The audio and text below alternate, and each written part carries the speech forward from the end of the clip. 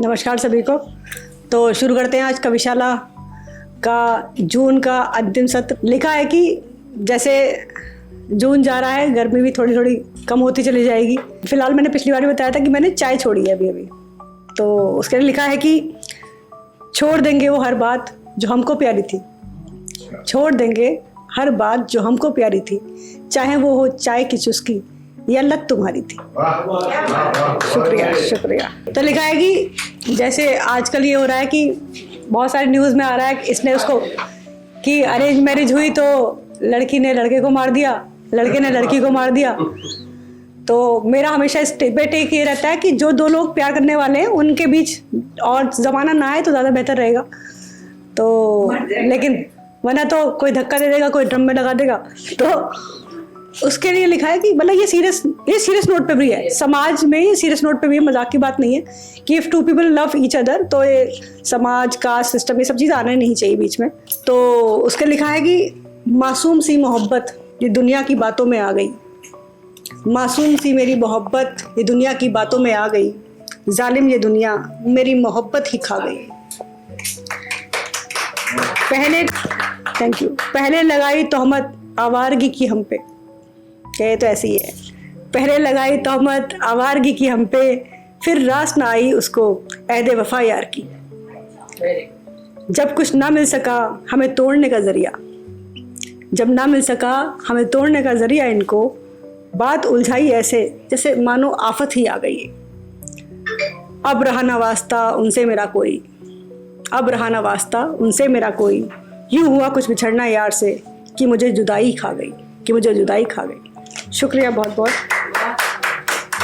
तो शुरू करते हैं। आरती जी आपसे शुरू करते हैं। आप अच्छी लग रही हो, आप आपकी साड़ी अच्छी लग रही है। नमस्कार। सबसे पहले कविशाला मंच का शुक्रिया अदा करना चाहूँगी, अपने शब्द आप सबसे साझा करने का अवसर दिया।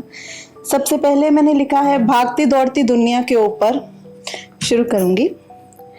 भाग रही है दुनिया, भाग रही है दुनिया, कहती है रेस है, ना भागो तो कहेगी तुम में कहाँ पेस है। जो रह गया पीछे, जो रह गया पीछे, कहती है कैसा फेस है। सुकन है कहती जो मारेगा ठोकर, जो मारेगा ठोकर उसका कहाँ ट्रेस है। शुक्रिया। अपनी कविता शुरू करूंगी। कविता का शीर्षक है मत हार ये दुनिया एक मेला है। प्रेरणादायक शब्द है। शुरू करूंगी। मत हार ये दुनिया एक मेला है, तारों की रात में हर कोई यहाँ अकेला है। मत हार माना तन्हा सफ़र है लेकिन आसमान की छाँव में हर दिल यहाँ अकेला है।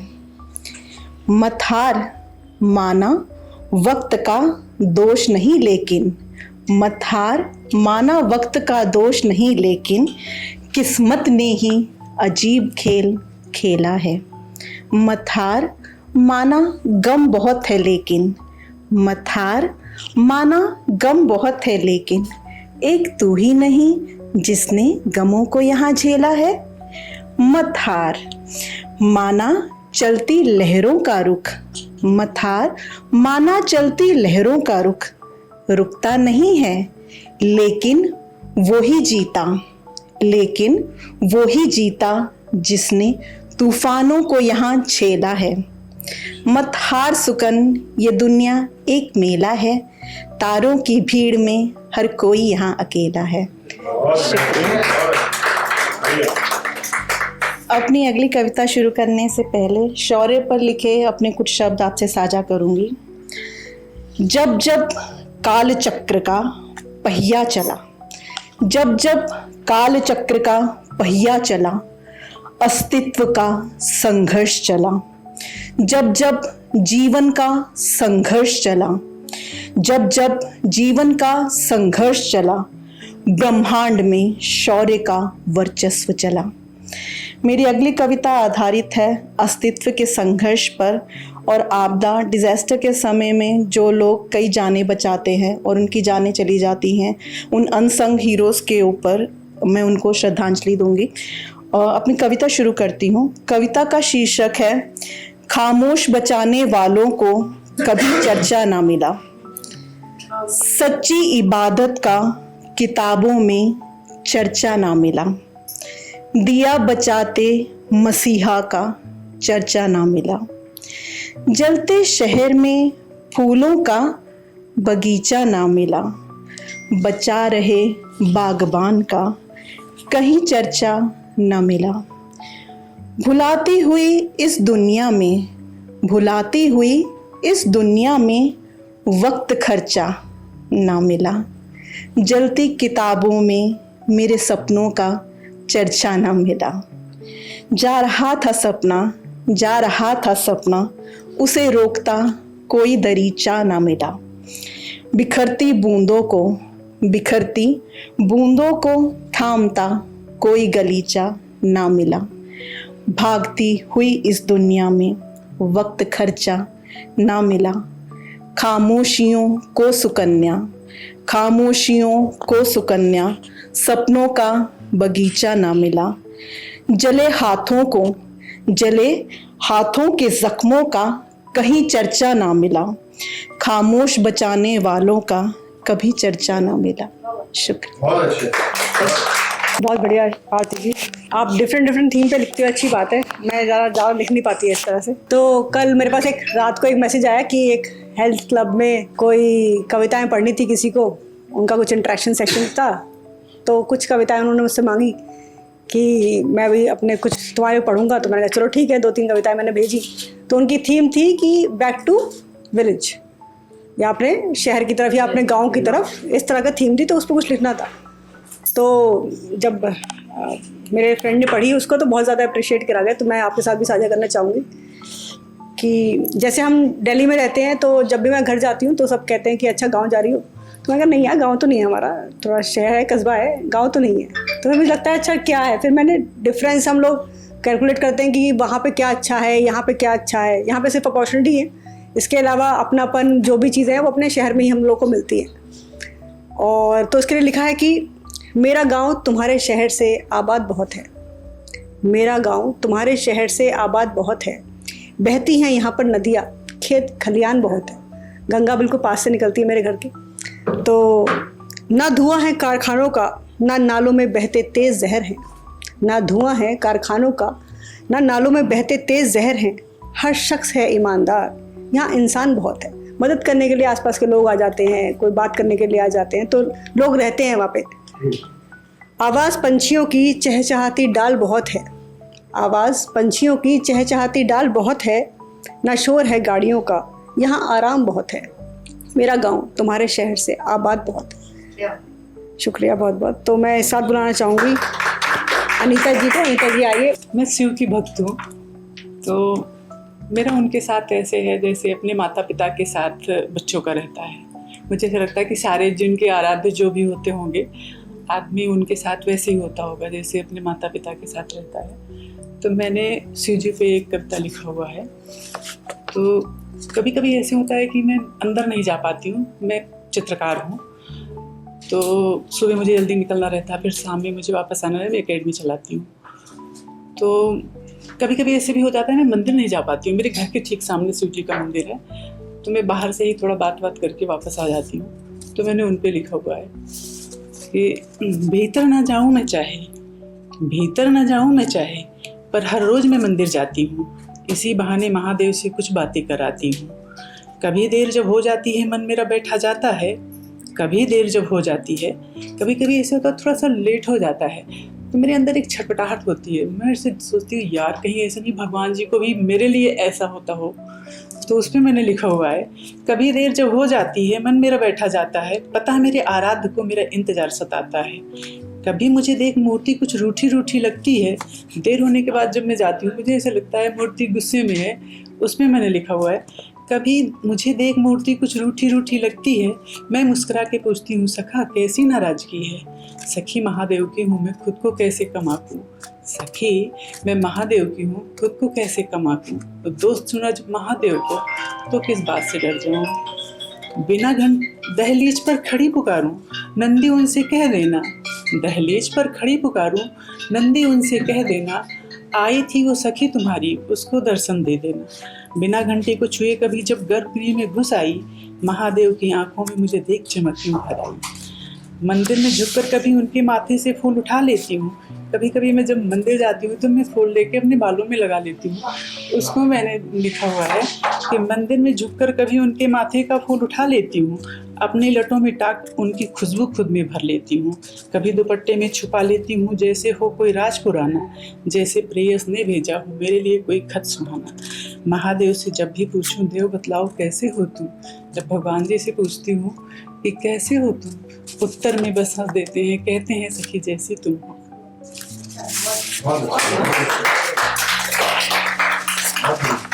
एक मैंने लिखा हुआ है आज के समय में जो माता पिता और बच्चों की स्थिति है उस पर, तो मैं उसको सुनाती हूँ।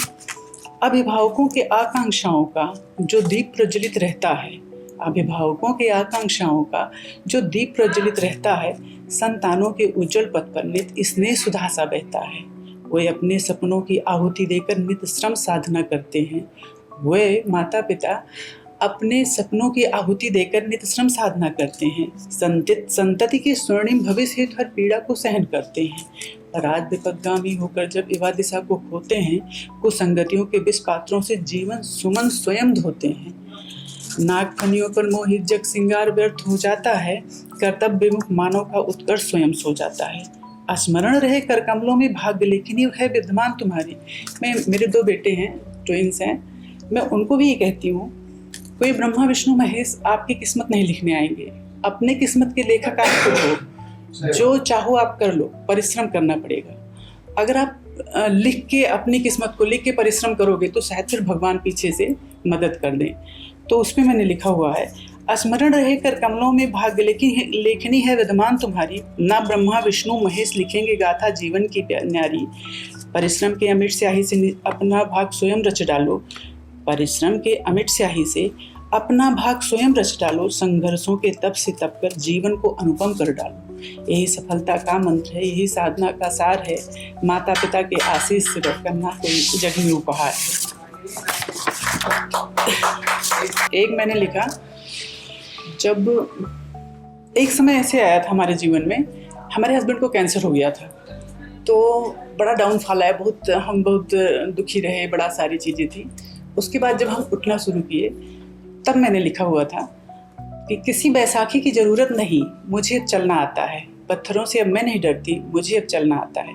उपहास उड़ाया लोगों ने जब रास्ते नहीं सूझते थे, उपहास उड़ाया लोगों ने जब रास्ते नहीं सूझते थे। अब क्या आश्चर्य इस बात का है कि मुझे संभलना आता है।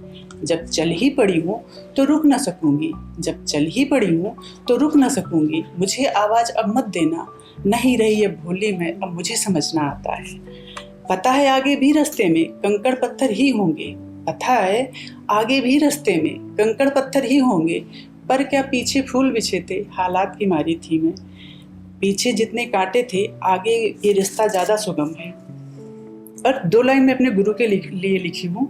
हमारे गुरु आलोक श्रीवास्तव हैं, वो गीतकार भी गज़लकार भी हैं, तो देखा होगा सब लोगों ने टीवी में। अच्छा जी, तो वो जो है उनकी 2 किताब भी है, आसान और आमीन, खरीदेगा सब लोग, मतलब सीखने को बहुत मिलता है उससे। तो मैंने उनके लिए लिखा हुआ है कि मिलती नहीं अगर मैं तुमसे खुद को जान न पाती मैं, मिलती नहीं अगर मैं तुमसे खुद को जान न पाती मैं। पीछे छोड़ के बैसाखियों को आगे निकल न पाती मैं।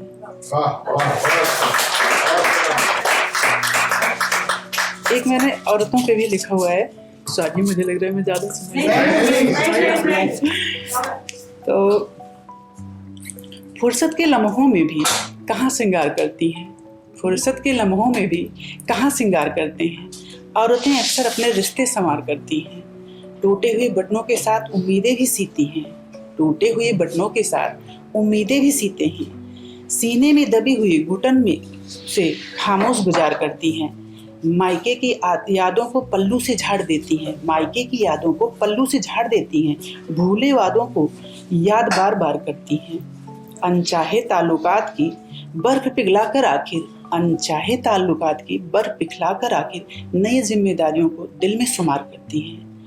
तानों और शिकायतों को दुआओं में बदलकर, तानों और शिकायतों को दुआओं में बदलकर फुर्सत में भी औरतें खुद को वफादार करती हैं।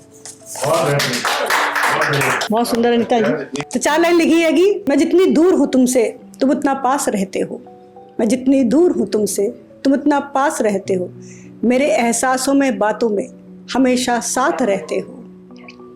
जो भूले हो तुम्हें एक पल भी आके तुम बतला देना, जो भूले हो तुम्हें एक पल तो आके बतला देना, सुना है हिचकियों में तुम अपनी सांस लेते हो। तो मेरे पास तो देखो यही सब है। तो सुमन जी आइए, थोड़े सुमन बिखराइए, कुछ सुनाइए अच्छा सा। नमस्कार। आज बहुत सारे लोगों को देख के बड़ा अच्छा लग रहा है। काफ़ी सारे लोग हैं हम सबको। अच्छा, लिखती तो मैं ऐसा कोई ख़ास वो नहीं है। मेरी कविताएं ज़्यादातर सिचुएशनल होती हैं, जब इफ़ेक्ट करती हैं तो उसके बाद कुछ लिखती हूँ। पर कभी कभी कुछ भाव ऐसे होते हैं जिनको बोलती हूँ। दर्द को भर आगोश लिए, दर्द को भर आगोश लिए, रत जगे किए कितने मैंने, किस मुकाम पर है सुकून मालूम नहीं जानिबे मंजिल। तो ये उभरते डूबते सपने हैं। सुबह का वक्त करीब 5 बजे, सूर्य निकल रहा है, एक तरफ से नारंगी रंग दिख रहा है और एक तरफ बादल है और एक तरफ नीला आकाश है और उसमें तारे डूब रहे हैं और उभर रहे हैं। ये कोई 4-5 दिन के पहले की बात है। तो उसको देख के जो मेरे भाव उभरे वो है, नीले आसमान में उलझे, नीले आसमान में उलझे श्वेत धागों से बुनते नारंगी रंगीन सपने, कुछ हल्के कुछ गहराते, सितारों से कभी डूबते, कुकुरमुत्तों से कभी उभरते। सितारे डूबते दिखते हैं और एकदम लगता है कि कोई उभर के आ गए। तो सपने भी ऐसे ही हैं, कभी तो डूब जाते हैं, हम उदास हो जाते हैं और कभी फिर एकदम जाग जाते हैं कि अरे हाँ ये सपना तो हमारा पूरा हो सकता है। तो कुछ हल्के कुछ गहराते, सितारों से कभी डूबते, कुकुरमुत्तों से उभरते, कभी दामिनी से चमकते, कभी दामिनी से चमकते, कभी ठग जाते बादलों की सफ़ेद चादर से। उड़ते परिंदों से मस्त, उड़ते परिंदों से मस्त, खुले व्योम में विचरते, कभी गहराइयों में डूबते, कभी लहरों से की तरह उठते, खेल जाते चंचल मन से कभी, खेल जाते चंचल मन से कभी, कभी उदासी में समाते, जीवन रंगों से रंग जाता, कभी कभी सब फीके पड़ता।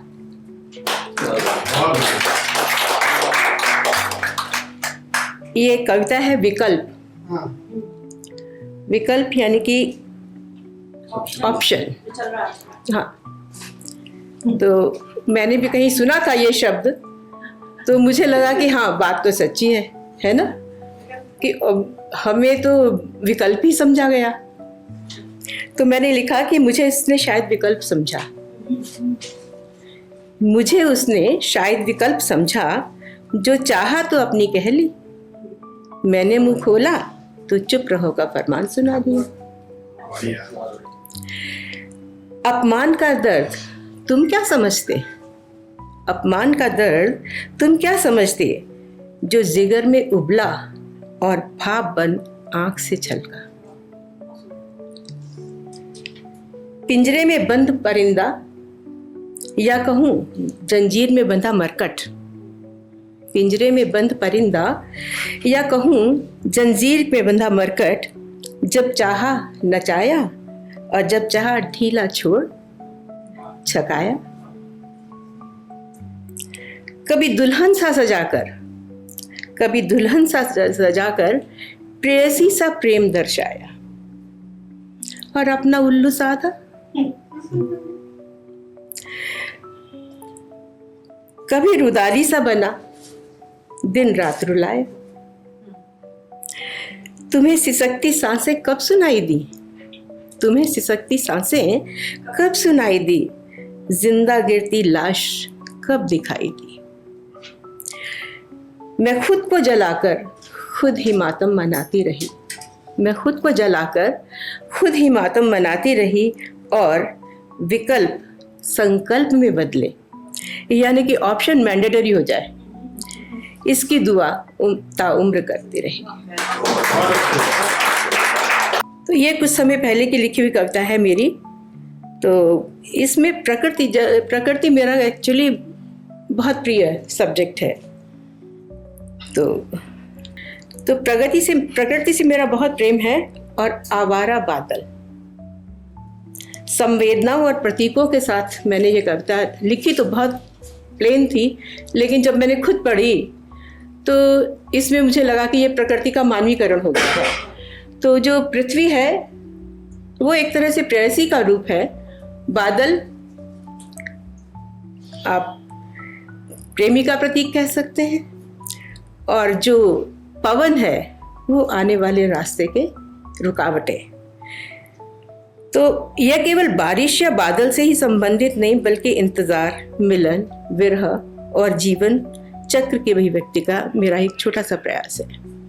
तो लिखती हूँ कि चोटियों को छू कर उड़ते, चोटियों को छू कर उड़ते सांवरे काले घने घन, स्पर्श करते तरुपल्लवों की कोपलों को। ये मैंने मनाली में लिखा था। तो अब मनाली की बात हो रही थी, तो वहीं थे ऊपर सबसे टॉप पे कहीं हमने लिया हुआ था रिजॉर्ट। तो सामने से वो सारा सीन दिखा, बारिश का था। तो उस समय ये मैंने लिखा था। स्पर्श करते तरुपल्लवों की कोपलों को, गरजते काले घनों को देख बोली श्यामला, गरजते काले घनों को देख बोली श्यामला, आज न जाने मैं दूंगी महज तुमको गरज कर।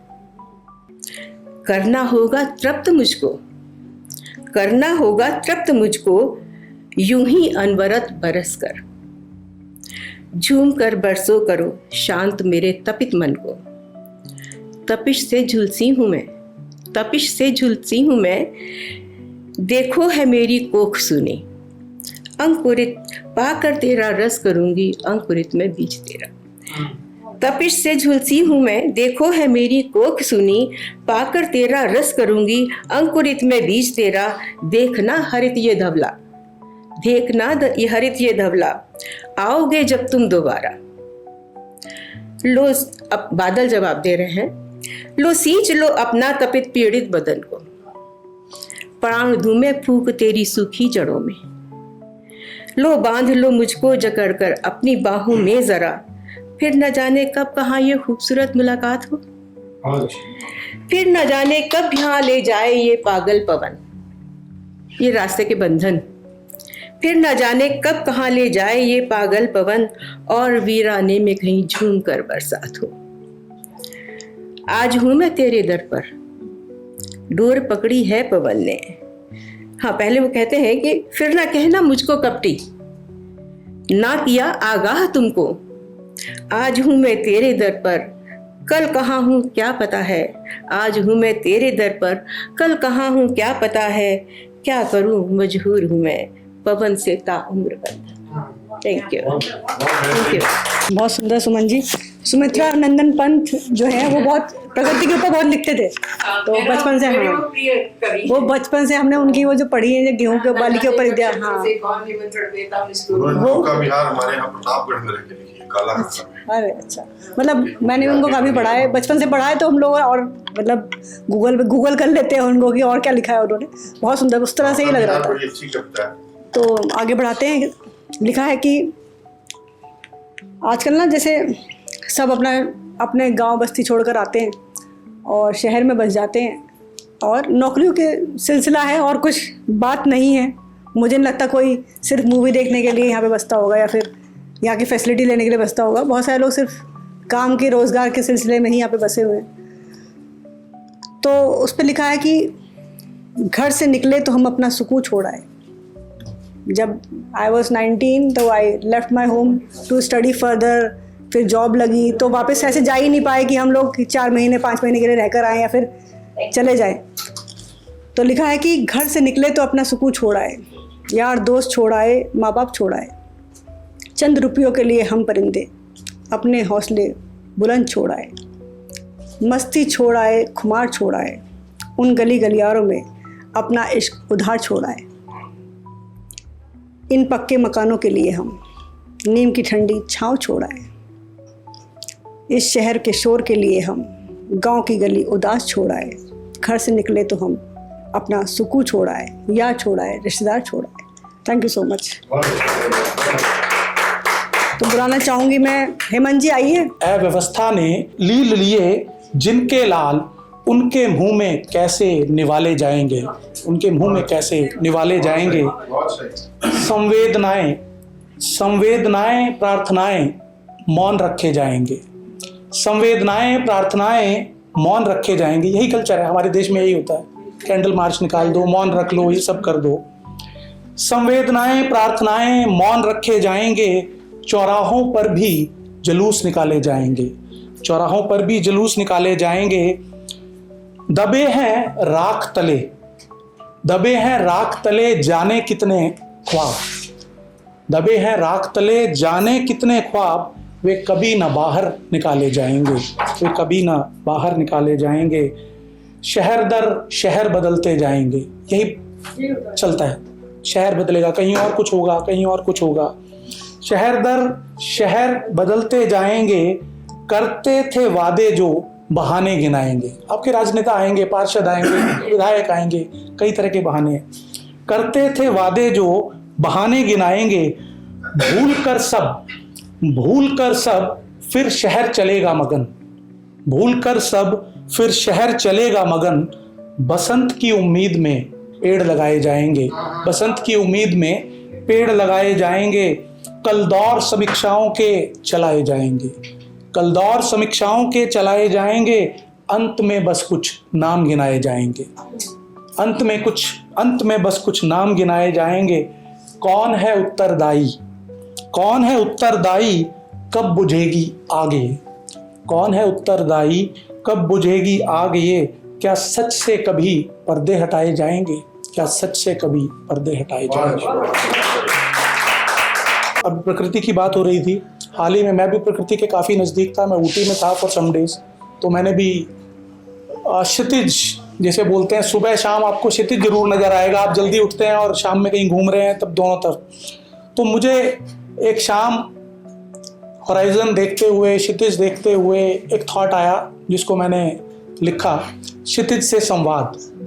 छोटा सा रखा, बस 4 लाइनों में। मैंने क्षितिज से कुछ पूछा, क्षितिज ने मुझे कुछ बताया। मैंने क्षितिज से पूछा, तुम अंत हो या अनंत हो, तुम अंत हो या अनंत हो। आशा दीप सम ज्वलंत हो, आशा दीप सम ज्वलंत हो। धरा गगन के मिलन में रंगे, धरा गगन के मिलन में रंगे। क्या बसंत हो या हेमंत हो। मैं अपना नाम भी यूज किया, क्या बसंत हो या हेमंत हो। अब क्षितिज का जवाब है 4 लाइनों में। ना मैं अंत हूं ना अनंत हूं, ना मैं अंत हूं ना अनंत हूं। बस कल्पना में जीवंत हूं, बस कल्पना में जीवंत हूं। मिलन है तो दूरी भी है मुझ में, मिलन है तो दूरी भी है मुझ में। नयनों में उतरा दिगंत हूं, नयनों में उतरा तो दिगंत हूं। एक मैंने भी आपको एक शेर सुनाया था, छोटा सा गांव वाला। मैं उसी पर फिर से आ रहा हूँ। वो रचना मुझे याद आ गई आज, मैंने कहा सुना देते हैं। पहले कुछ लोगों ने जरूर सुनी होगी। यहाँ छत दीवारों से कहाँ घर होता है, छत दीवारों से कहाँ घर होता है। उसके होने से ही घर घर होता है, उसके होने से ही घर घर होता है। सोचता हूँ चला जाऊँ पहाड़ों की ओर, सोचता हूँ चला जाऊँ पहाड़ों की ओर। अब भला अकेले कहाँ सफ़र होता है, अब भला अकेले कहाँ सफ़र होता है। वो भी करती है सजदे माँ के जैसे, वो भी करती है सजदे माँ के जैसे। सुना है उसकी दुआओं में भी असर होता है, सुना है उसकी दुआओं में भी असर होता है। एक बहुत ही मेरे दिल के करीब का शेर।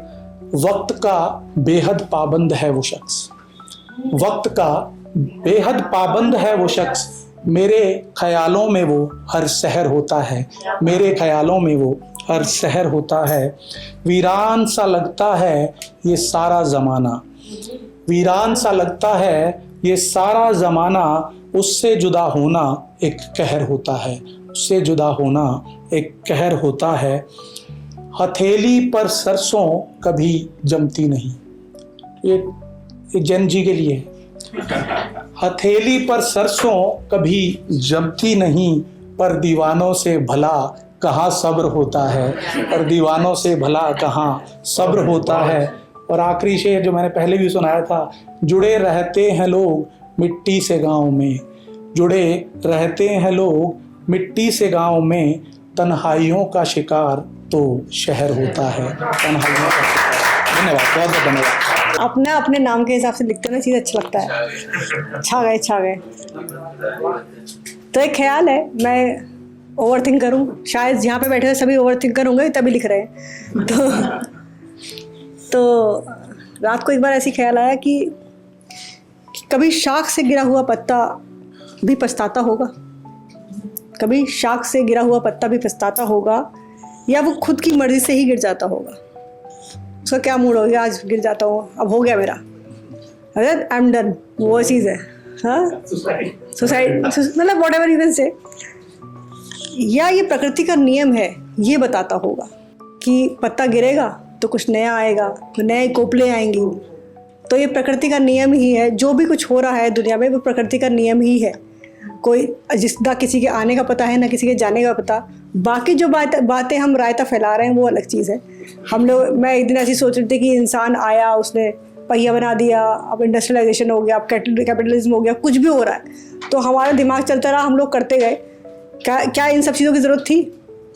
क्या हम उसके बिना खुश नहीं थे? तो ये दिमाग की उपज है जो आती रहती है। मैं इस सीरीज़ पे ना टॉपिक पे एक रील भी डाली है मैंने कैपिटलिज्म के ऊपर, तो देखिएगा ज़रूर, देखिए। Thank you. तो बुलाती हूँ मैं नेहा जी को, नेहा जी आएँ और कुछ सुनाए बढ़िया सा।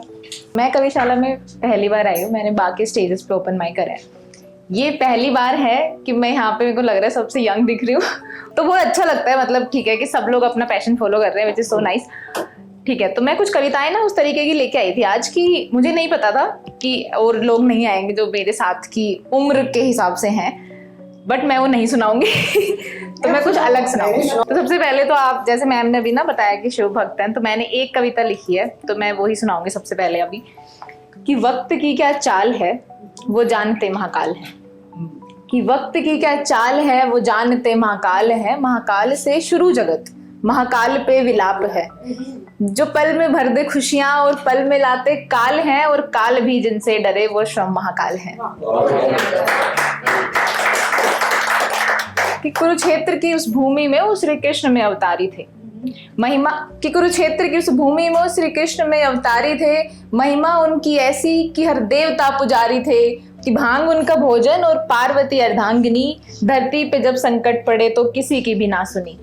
माया उनकी हर जगह पर कैलाश के निवासी हैं, माला गले में सर्पों की पर सर पे गंगा पधारे हैं, तीन नेत्र वाले की माया सबसे महान है, उनके सर पे चंद्रमा हर पल विराजमान है। वक्त की क्या चाल है वो जानते महाकाल है, महाकाल से शुरू जगत महाकाल पे विलाप है। और जैसा अभी वो पुणे वाला केस हुआ, मैं आई थी तब आप शायद उसी पर डिस्कस कर रहे थे कि जो उसके मतलब फियांसी को उन्होंने गिरा दिया, ये सब। तो ये 1-4-5 केस आए हैं, उससे इतना ज्यादा खौफ फैल चुका है, लेकिन दिन के बहुत सारे केसेस आते थे लड़कियों के, उस पर ध्यान नहीं जाता। अभी भी रिसेंट एक रेप केस हुआ है परसों, हमें पता भी नहीं है उन सब चीजों के बारे में। एक केस हुआ था अभी फरीदाबाद में शायद, कि एक लड़की को चलती गाड़ी से ऐसे गिरा दिया गया था, अगर ये तो इंस्टा पे काफी वायरल हुआ था। उसी टाइम पे मैंने लिखी थी कि विश्वास अब खत्म हो गया है, ये शब्द नहीं बचा इस पीढ़ी में, कि विश्वास अब खत्म हो गया है, ये शब्द नहीं बचा इस पीढ़ी में, और रात को लिफ्ट मांगना तो गुनाह है औरत का, इस कदर हाल किया था गाड़ी में। रात को लिफ्ट मांगना तो गुनाह है औरत का, इस कदर हाल किया था गाड़ी में, इंतजार में एक बहन ताकती है तुझको, तू रक्षा करेगा ये सोच के राखी बांधती है तुझको। और एक माँ ने तो उम्मीद लगाई थी प्यारे, कि एक माँ ने तो उम्मीद लगाई थी प्यारे, बाप की जवानी चली गई कामयाब बनाने में, और तुझ पे ये अय्यासी का कब से सुरूर हुआ, कि तुझ पे ये अय्यासी का कब से सुरूर हुआ, पान मदिरा तो एक तरफ, औरतों को घेरना कब से गुरूर हुआ। कि पान मदिरा तो एक तरफ औरतों को घेरना कब से गुरूर हुआ, कि पान मदिरा तो एक तरफ औरतों को घेरना कब से गुरूर हुआ, और 4 पीढ़ी बदनाम हुई है सिर्फ तेरी वजह से।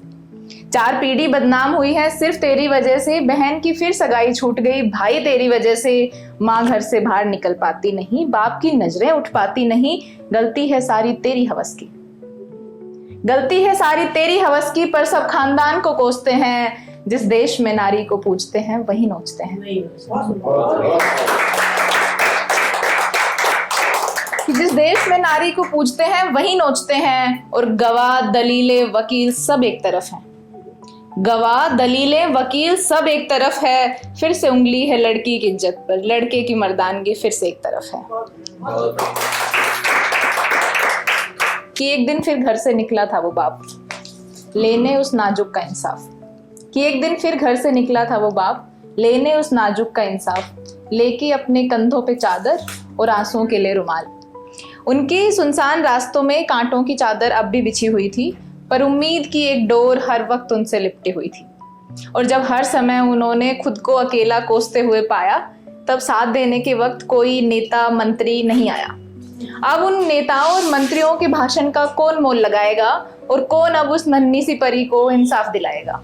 इंसाफ तो छोड़ो, इंसाफ तो छोड़ो, जज साहब की तो बस तारीखें ही मिल रही हैं, और मेरी नन्ही सी कली की अब सारी दलीलें बिखर रही हैं। उठा के देखो उन कागजी पन्नों को, उठा के देखो उन कागजी पन्नों को, कभी तो हमारा भी इंसाफ आएगा, और अगर ऐसा ही चलता रहा तो निर्भया और हाथरस जैसा केस फिर दोहराएगा। एक मैं ऐसे प्रेम पे कविता पढ़ना चाहती हूँ कि तुम बनना चांद मेरा, कि तुम बनना चांद मेरा।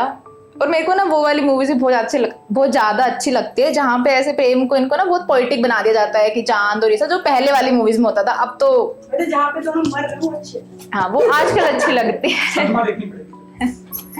कि तुम बनना चांद मेरा, मैं चांद का नूर बनूं, मैं चांद का नूर बनूंगी, तुम 7 सितारों सा देना, मैं उन्हीं सितारों की रोशनी बनूंगी, और अगर बने तुम सूरज से भी तेज तो फिर मैं पानी बनूंगी, सिमट जाऊंगी किसी खास की जिंदगी की किताब में, फिर मैं एक ऐसी कहानी बनूंगी।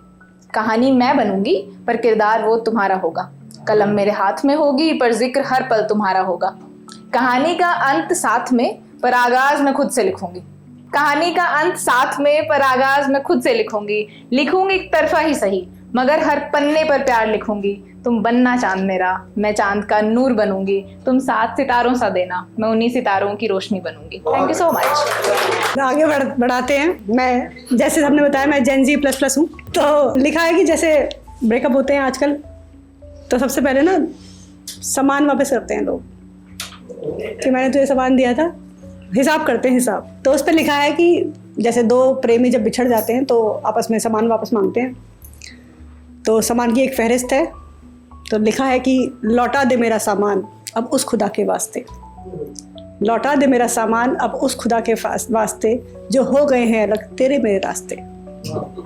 तो सामान की लिस्ट है कि एक इत्र की थी शीशी सेरेमिक की एक घड़ी, एक इत्र की थी शीशी सेरेमिक की एक घड़ी, पायल थी बिन खनकती तितली बनी हुई, था प्यार का लिफाफा तेरे नाम से लिखा, था प्यार का लिफाफा तेरे नाम से लिखा, एक खत भी था उसमें मेरे जज्बात से भरा, एक ब्लूटूथ का स्पीकर, एक ब्लूटूथ का स्पीकर, एक नेक बैंड भी था, लकड़ी की एक संदूकी, एक रुमाल कढ़ा हुआ, थी कान की 2 बाली हीरे जड़ी हुई, थी कान की 2 बाली हीरे जड़ी हुई, एक सोने की अंगूठी तेरी पसंद की हुई।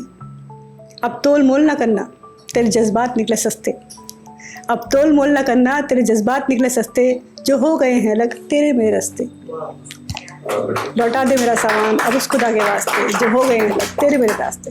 तो बुलाना चाहूँगी साथ नवीन जी को। नवीन जी प्लीज़ आएँ और कुछ सुनाएं। सबको गुड इवनिंग, नमस्कार। मेरा पहला इवेंट है आज कविशाला में, और मेरा नाम नवीन भग्गा है, दिल्ली का ही रहने वाला हूँ, गाज़ियाबाद का। कुछ समय से लिख रहा हूँ और कुछ ओपन माइक कर चुका हूँ।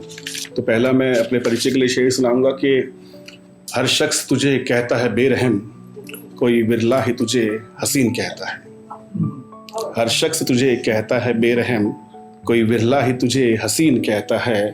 ए हसीन तेरा नाम है जिंदगी, मैं बिरला मुझे ज़माना नवीन कहता है। अभी आप बता रहे थे कि वाइफ कहती है कि सुनती नहीं है, ऐसे बोल देती है। बहुत आप लकी हो। मैं अपनी वाइफ को बोलता हूँ 2 लाइनें लिखी हैं सुनो, तो कहती है वाह कितना अच्छा सुना है। तो कितने लकी हो आप।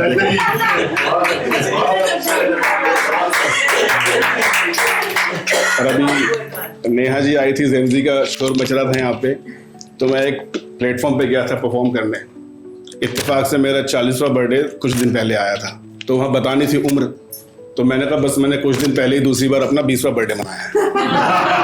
तो वो जेनजी वाला प्लस वाला है। चलिए कुछ पंक्तियां रखता हूँ आपके आगे कि काश तुम मुझे मिले ही ना होते, फिर तुमसे बिछड़ने का डर ही ना होता। काश तुम मुझे मिले ही ना होते, फिर तुमसे बिछड़ने का डर ही ना होता। तेरी यादों का ये सैलाब दिल में यूं ना उठता, अगर तेरे जाने का कोई सफर ही ना होता। दिल को तसल्ली देने का बहाना भी ना मिलता, अगर तेरे वादों में इतना हुनर ही ना होता। और हम यूं ही तन्हाइयों में खुद से बातें ना करते, अगर तेरी खामोशियों का ये जहर ना होता। इश्क की राह में यूं घायल ना होते हम, अगर तेरी नज़रों में इतना असर ना होता। और आज ये दर्द भी शायद हमें रास ना आता, अगर तेरे होने का कभी जिक्र ही ना होता। शुक्रिया। दिल ये यूं हर मोड़ पर तेरा इंतज़ार ना करता, अगर तेरी चाहत में सब्र ही ना होता। काश तुम मुझे मिले ही ना होते, फिर मुझे किसी की फिक्र का असर ही ना होता। और शायर भी बेफिक्र सी जिंदगी जी लेता कहीं, अगर तेरे इश्क का ये समंदर ही ना होता। तो मैं पोइट्री में अपने नाम के आगे शायर लगाता हूँ, नवीन शायर। तो शायर मेरा तकद्दुस है, कोशिश करता हूँ कि हर रचना के अंत में उसको मैं यूज़ कर सकूँ।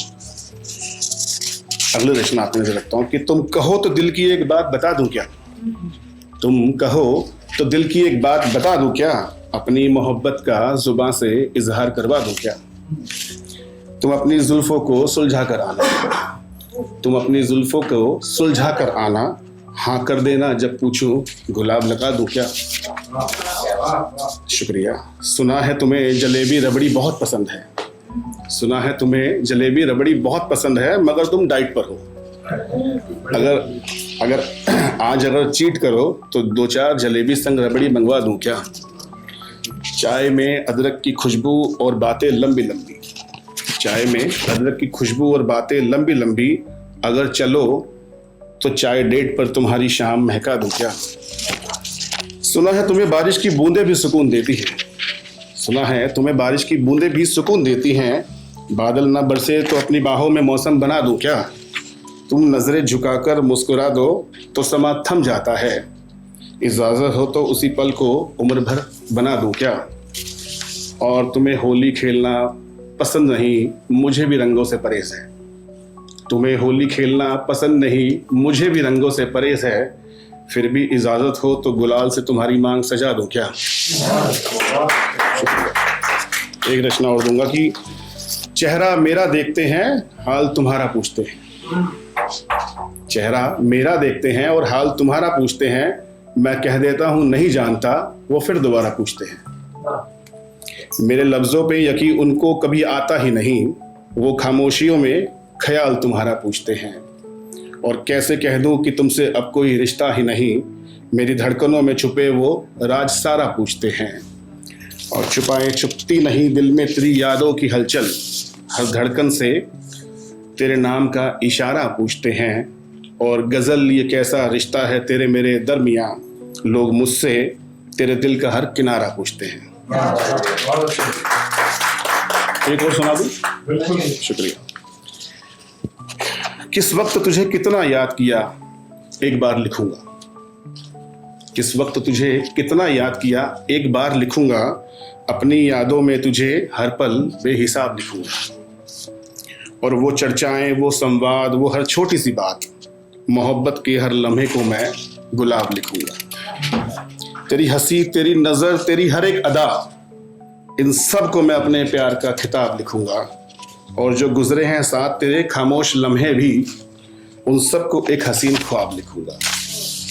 कभी हंसी, कभी खामोशी, कभी मीठी सी तकरार, कभी हंसी, कभी खामोशी, कभी मीठी सी तकरार, हर रंग को मैं अपना इंतखाब लिखूंगा।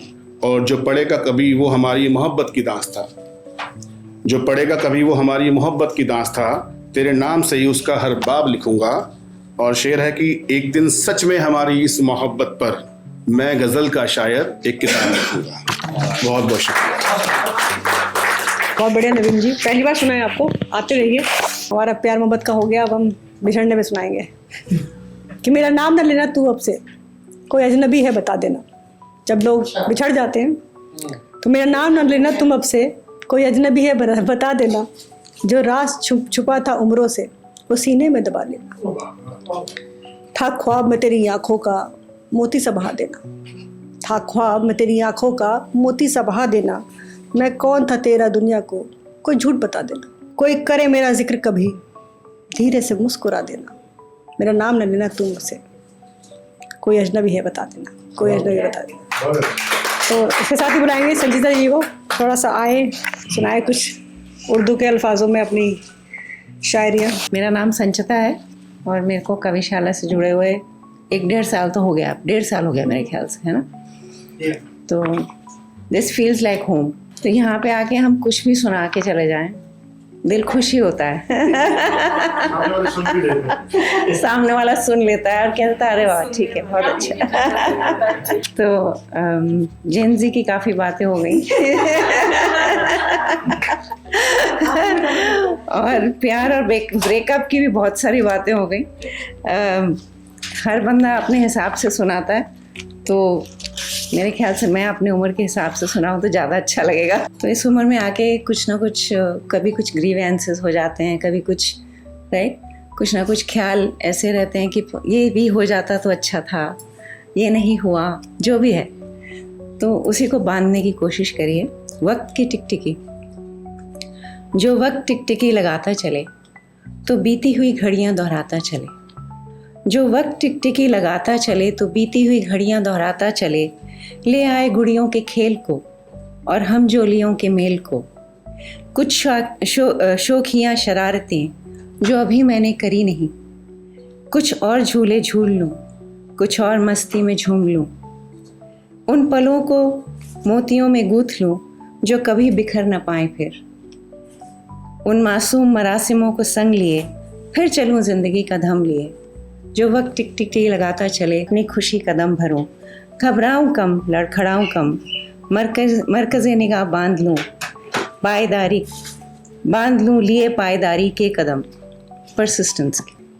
जो वक्त टिकटिकी लगाता चले तो गुज़री हुई घड़ियाँ दोहराता चले। सही हम सफ़र पर नज़र टिके और ज़िंदगी फिर ना कभी रुके तो ये तलाश जारी रहती है हमेशा ही। जो वक्त टिकटिकी लगाता चले मेरी खुशियों को ना लगे नज़र और ऐसी सुहानी हो रहे गुजर।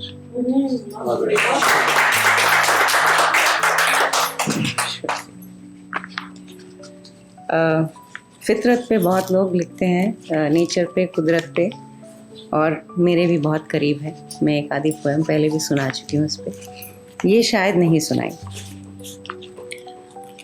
आजकल सावन के आने के वक्त है, कुछ आ गया है, कुछ आने वाला है।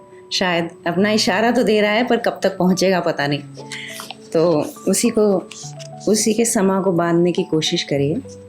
सावन, वो भीगी भीगी हवा लहराई हुई, वो सौंधी सौंधी मिट्टी महकाई हुई।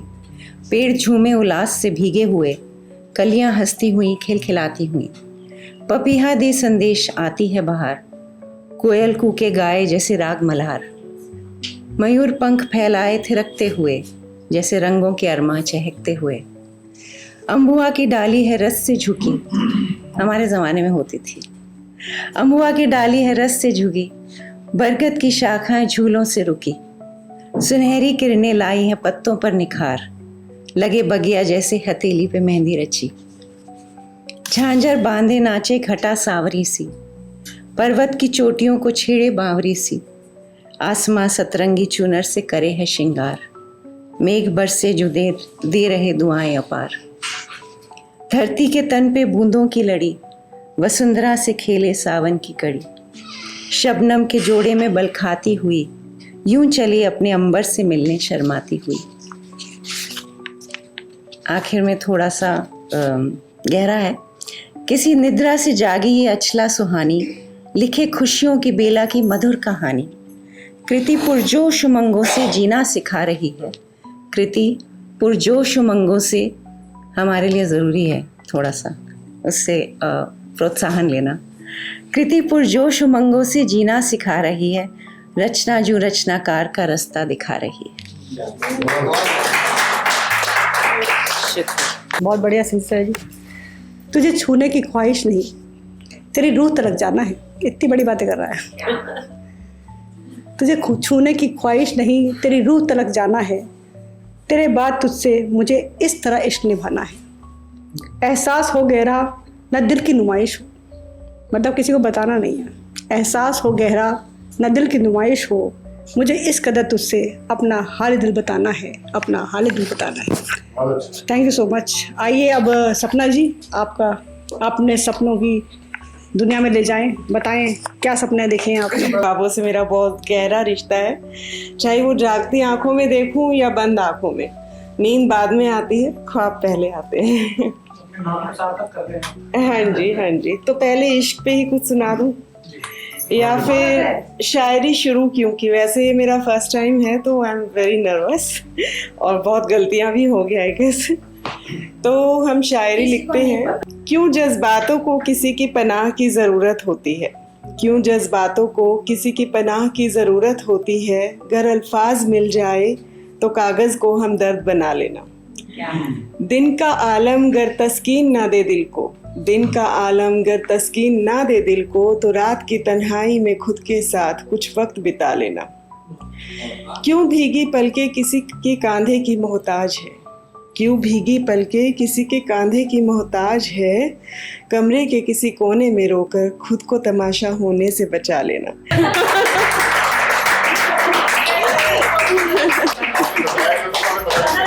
तो लाइन थी, दिन का आलम गर तस्कीन ना दे दिल को, तो रात की तन्हाई में खुद के साथ कुछ वक्त बिता लेना।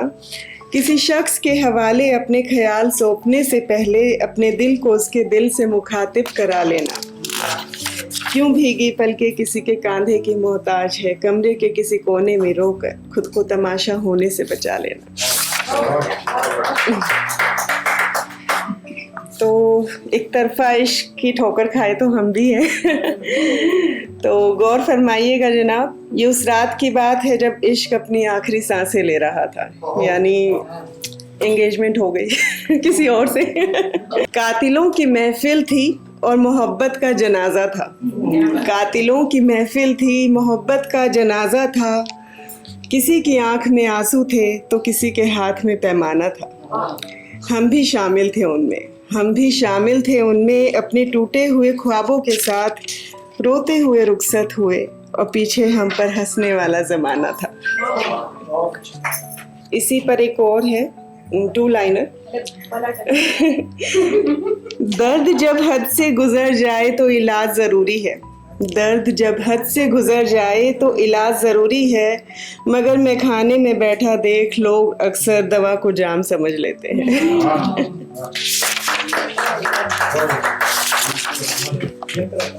ये दिल पे लगा। एक और है इश्क पर ही। ना थी खबर कि इश्क की राहों में कुछ ऐसा होगा, ना थी खबर कि इश्क की राहों में कुछ ऐसा होगा कि तेरे आने से पहले ही तेरा जाना होगा। तुझे पाने की कभी जुस्तजू ही ना थी, क्योंकि ये इश्क तो बस हमारा ही था। पर तेरा मुझसे वो एक मुलाकात का वादा और मेरा वो पाक इरादा, मैं उस इंतज़ार में ही खुश थी कि एक पल के लिए ही सही पर वो हमारा होगा। एक ख्वाब था आँखों में हंसी, एक ख्वाब था आँखों में हंसी, अब एक रंजिश है इस दिल में कहीं कि ना मिलते तुम कभी तो अच्छा होता।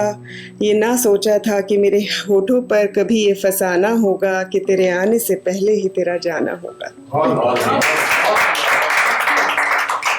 एक और सुनाऊं?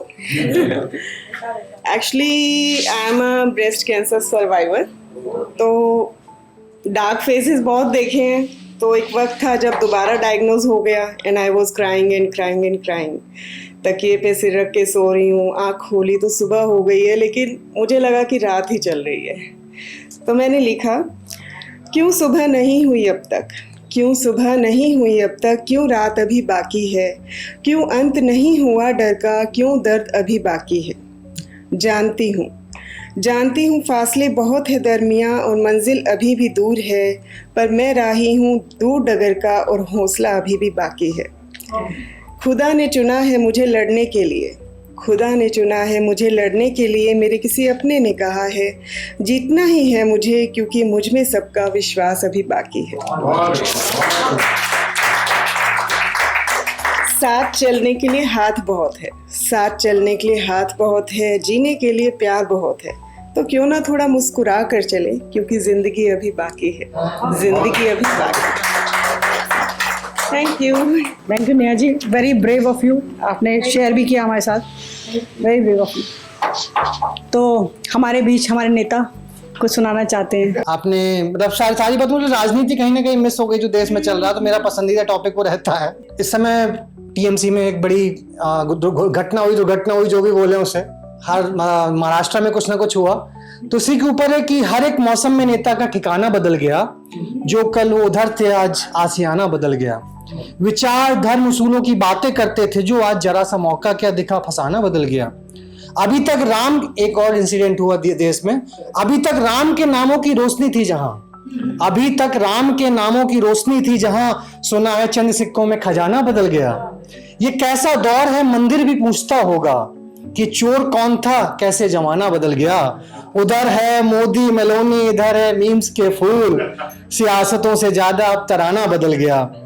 कभी थे राष्ट्रहित के गीत, नीति के चर्चाएं, मगर सोशल मीडिया का निशाना बदल गया।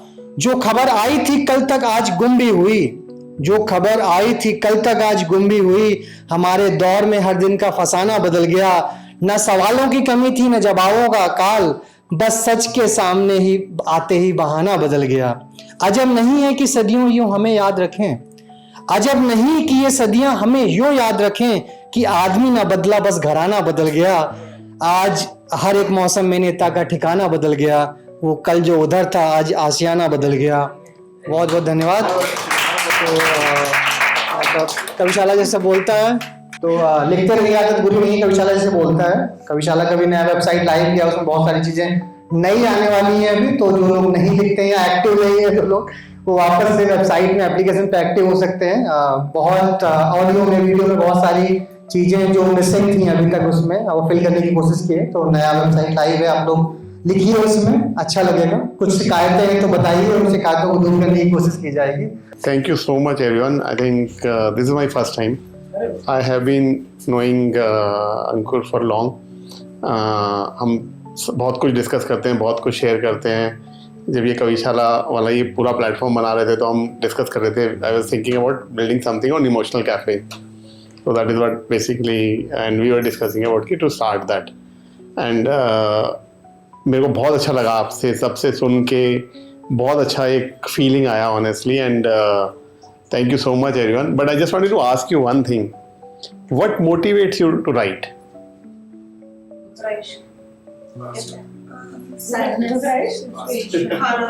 हालात जो हम किसी को कह नहीं सकते। मुझे करंट अफेयर्स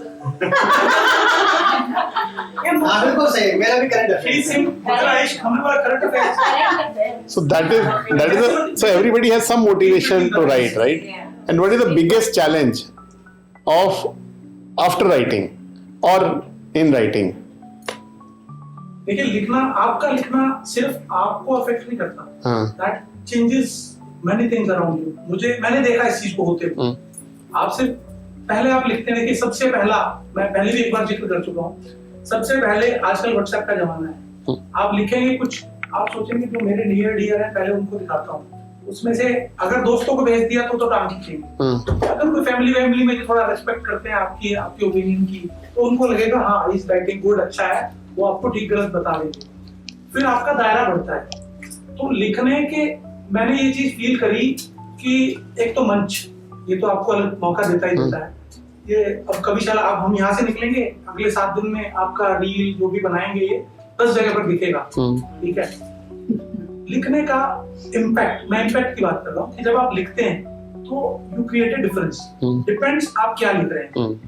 आज आप देखें बाढ़ आ रखी है सोशल मीडिया, लोग लिखते हैं, उसमें भी रीच बढ़ाने के तरीके हैं, पैसे डाल देते हैं, कुछ लोग रीच बढ़ गई, कुछ और तरीका है उससे भी बढ़ गई, पर एक्चुअली कौन आगे बढ़ पाते हैं और जो बदलाव कर पाते हैं अपनी लिखनी से, वो लोग अलग है, वो आपको अलग से दिखेंगे, वो स्टार्स हैं, अलग से दिखेंगे आपको। तो मेरा कहने का मतलब ये है, जब आप लिखते हैं तो आप कहीं ना कहीं एक बदलाव लाने की कोशिश कर रहे हैं, सार्थक लिखें, रेलिवेंट लिखें, तब जिसको पसंद किया जाए। अभी तक मेरा थॉट यहाँ तक यही है, लिमिटेड है, कि मैं सिर्फ इसी थॉट के साथ लिखता हूँ कि मेरे लिखने से शायद मैं किसी को कुछ मैसेज दे सकूं, कोई बदलाव ला सकूं, कोई समझ सके, सोच सके उससे। बिल्कुल ठीक बोला मैम, आपने भी बोला कि एक थॉट ये है कि हम जो लिखते हैं उससे चेंज ला सके सोसाइटी में, कुछ ना कुछ मैसेज दे पाए basically, because we go through lot, as Ankur ने भी अभी बोला कि about what is happening in the political, because I know him,